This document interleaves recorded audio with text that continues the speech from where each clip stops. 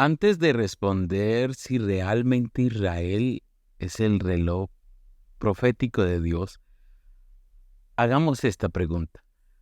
Para un judío, ¿cuántas venidas del Mesías son? Para nosotros los premilenialistas, dispensacionalistas, creemos en 2 venidas y que antes de la segunda venida habrá un arrebatamiento en que Jesús vendrá por su iglesia en las nubes. Pero si le preguntáramos a un judío hoy por hoy, respondería que el Mesías vendrá una sola vez y que hasta la fecha no se ha cumplido esa profecía. Ahora bien, para los judíos discípulos de Jesús, en sus preguntas referentes antes del fin en Mateo 24, ellos ya tenían claro esos misterios de que habría un arrebatamiento y una segunda venida. Por supuesto que no. Ellos, como los judíos de hoy, también creían en un solo advenimiento.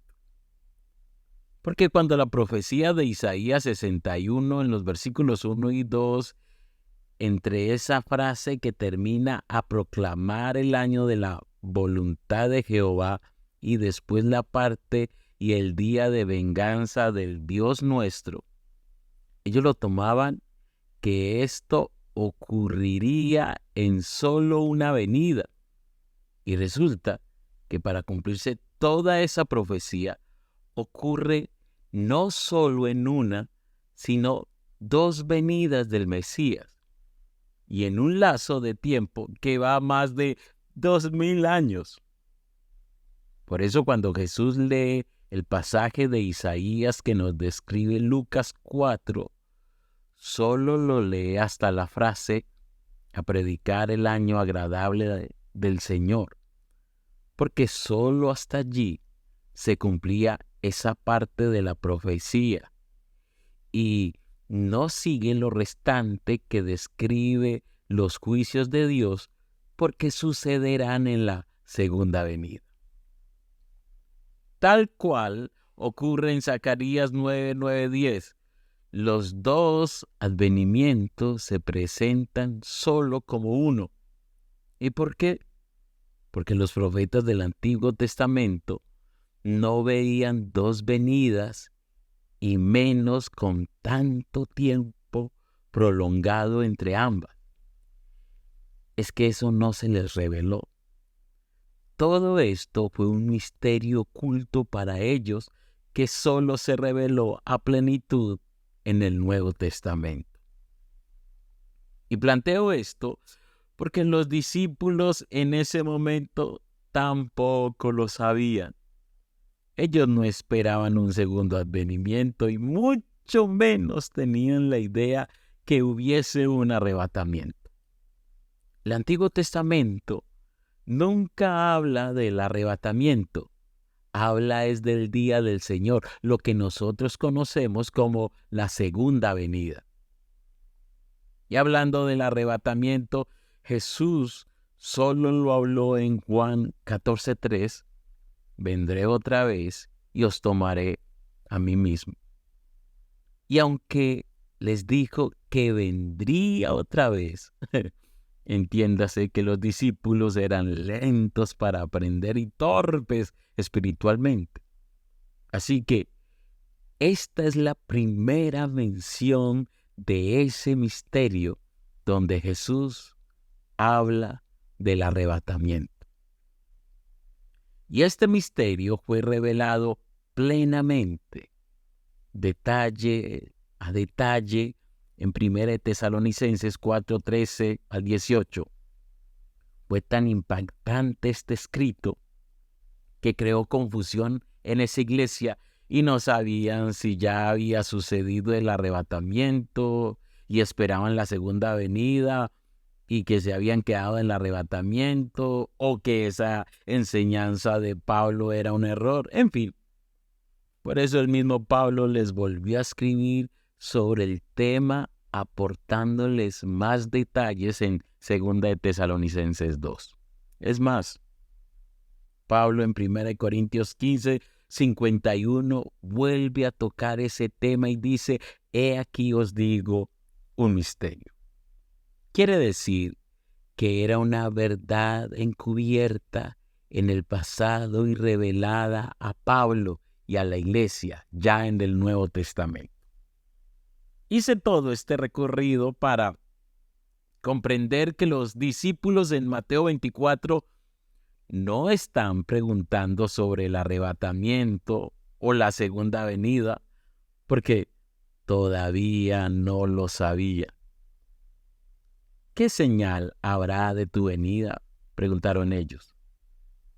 Se refiere en que pensaban que el reino de Dios aparecería inmediatamente. Jesús les acababa de decir que el templo sería destruido, y eso no cuadraba con sus cálculos inmediatos. Por eso pidieron mayor claridad. Su pregunta se refería a la venida triunfal de Jesús como Mesías, que sucedería en ese presente.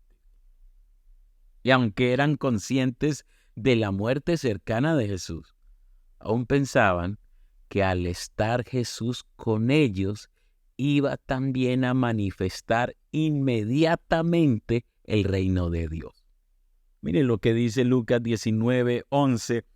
Oyendo ellos estas cosas, prosiguió Jesús y dijo una parábola, por cuanto estaba cerca de Jerusalén. Y ellos pensaban que el reino de Dios se manifestaría inmediatamente.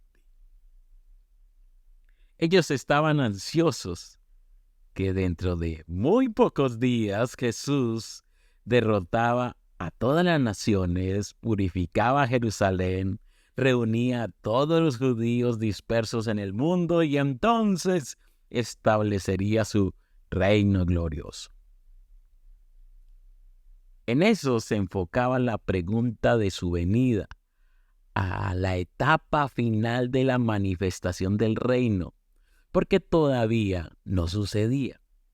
Tan enfocados estaban en ello que aun cuando Jesús resucitó y ya para ascender al cielo, su última pregunta fue: ¿restaurarás a Israel en este tiempo?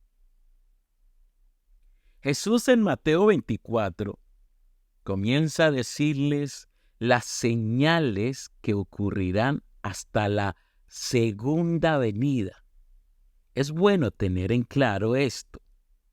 Todo va enfocado de los sucesos que preceden a la segunda venida. Voy a enumerarlos.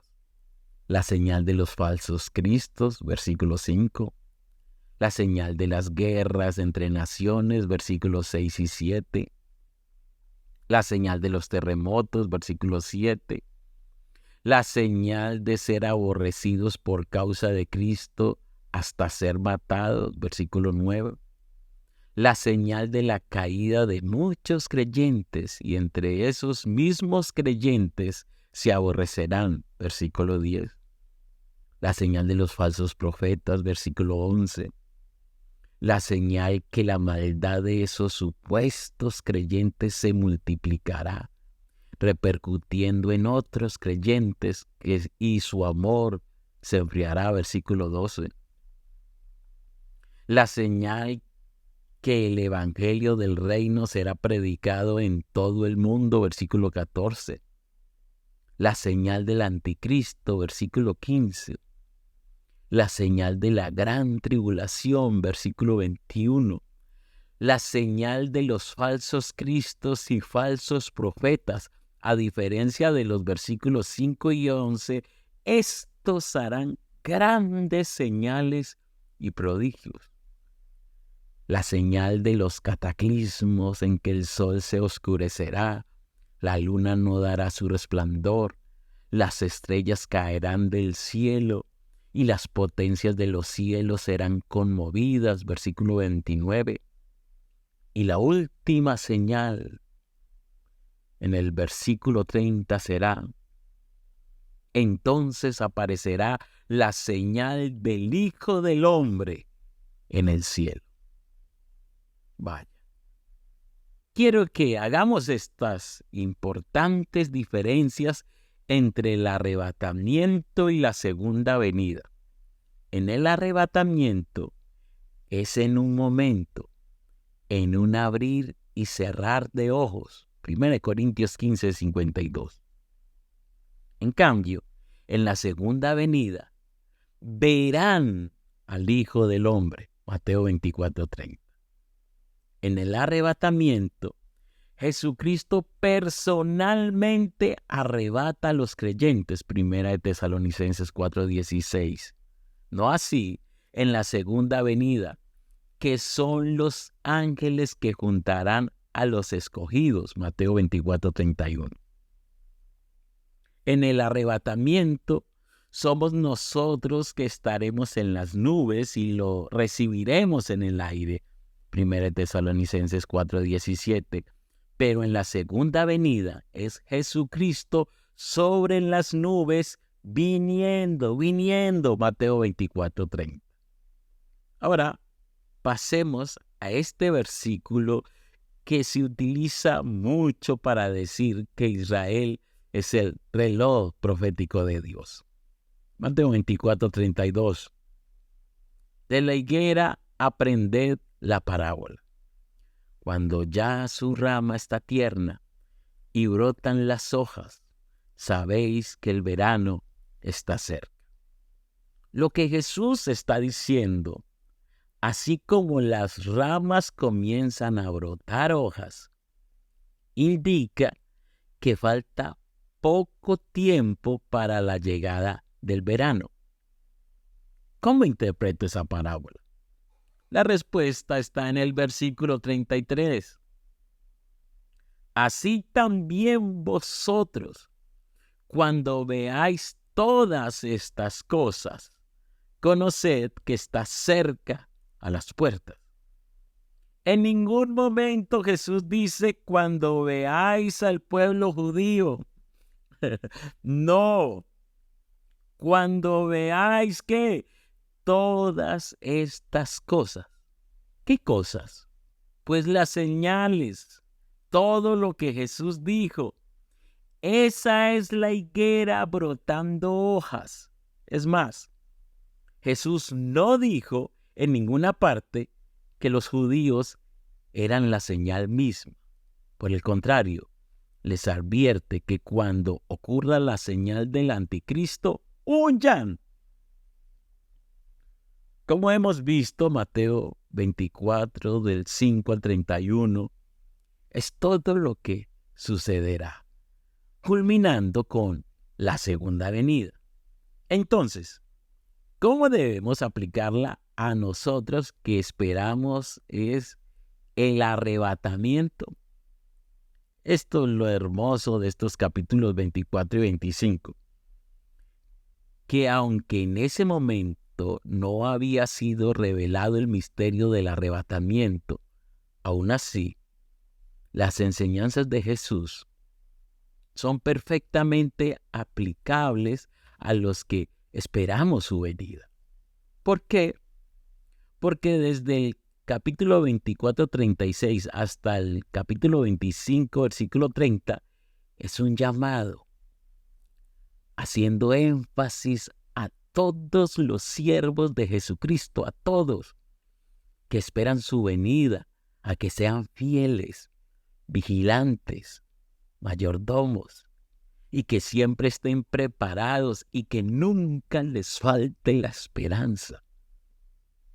Estas maravillosas enseñanzas alertan al creyente en que debe estar preparado en todo momento, que tomemos seriamente la promesa del regreso de Cristo, porque somos responsables de la mayordomía de nuestro tiempo, porque Dios nos ha prestado un tiempo de vida y que hemos recibido dones espirituales, habilidades naturales y bienes materiales, y que debemos dar cuenta de ellas en cuanto a cómo fueron utilizadas. La parábola de las 10 vírgenes fue dada para subrayar la importancia de estar listos para la venida de Cristo en cualquier situación posible, incluso si se tardara más de lo previsto. Y la parábola de los talentos ilustra la tragedia de la oportunidad despreciada. Y que la recompensa no se basa en los resultados, sino en la fidelidad. Ahora bien, el propósito de las señales no es para calcular el tiempo de la venida de Jesucristo, porque Él lo dijo, que el día y la hora nadie sabe, ni aun los ángeles de los cielos, sino solo mi Padre. ¿Ok? ¿Ok? Una buena pregunta escatológica sería, ¿cuándo empiezan los dolores de parto? ¿Antes del arrebatamiento o después del arrebatamiento? No me comprometo a decir mi punto de vista porque creo que habría muchos debates. Pero lo verdaderamente importante no es acertar esto de los tiempos del fin, antes del fin. Lo esencial, mis hermanos, es que velemos, que estemos preparados, que seamos siervos fieles y prudentes, y que cuando el Señor venga nos halle haciendo así. ¿Ok? Recuérdenlo, que nos halle haciendo así. Por eso no hagamos cálculos inútiles, no entremos en esos discursos que producen histeria ante esos sucesos mundiales, porque normalmente vamos a caer en mera especulación. La pregunta trascendental es, ¿somos siervos fieles y prudentes o somos siervos malos y negligentes? Esa es la pregunta trascendental y se lo voy a volver a hacer. ¿Somos siervos fieles y prudentes o somos siervos malos y negligentes? Los siervos fieles son bienaventurados y sobre muchos serán puestos y entrarán en el gozo de su Señor. No obstante, los malos serán duramente castigados y allí será el lloro y el crujir de dientes. ¿Qué somos? Vuelvo a repetir, siervos fieles o siervos malos. Si Cristo viniese hoy, ¿cómo nos encontraría? ¿Qué recompensa o qué palabras o qué sentencia recibiremos del Señor? Esa debe ser nuestra más grande preocupación. Un abrazo. Mi Jesús los bendiga.